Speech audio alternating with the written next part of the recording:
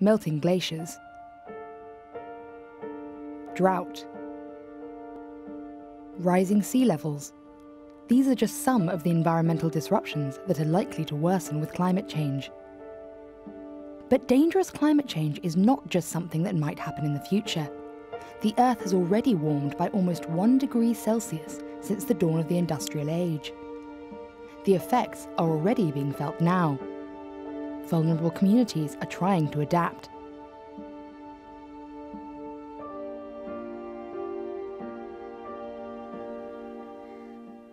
Bangladesh is more at risk from climate change than almost any other country.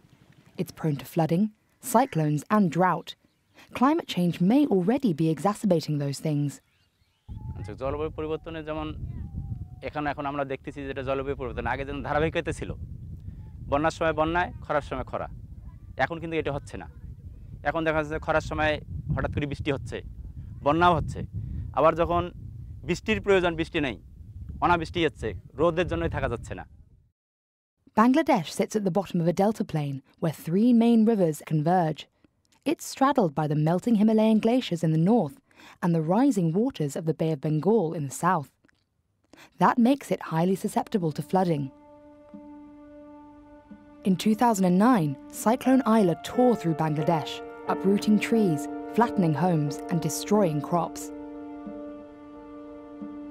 Along the southern coastal regions, the storm left behind salty water in areas it had inundated. Climate changes threatens 19 million Bangladeshi children report.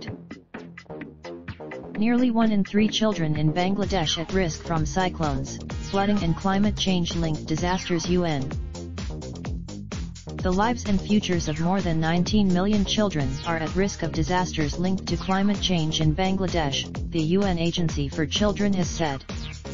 Something like 19.4 million children in 20 different most at-risk districts of the country are at risk from the effects of climate change. The danger that is represented by flooding is extreme, and it is almost on an annual basis. The last major floods to hit Bangladesh were in 2017, when something like 8 million people were affected by a series of flooding events that took place. This had an enormous effect, not just in terms of displacing families and pushing them out of their homes, but also the destruction that it caused to health facilities and to basic services like water and sanitation.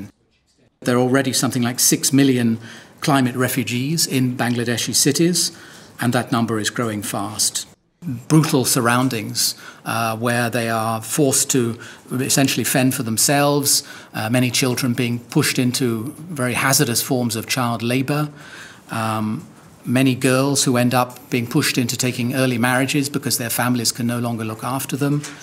And there are other girls who also end up in what is clearly a flourishing and expanding sex trade in the cities. You wonder how on earth they can survive, and yet there is the sense also that society is pulling together, that they've really learned a lot over the term of their last climate change strategy, which the government instituted in 2009 and which is now being renewed.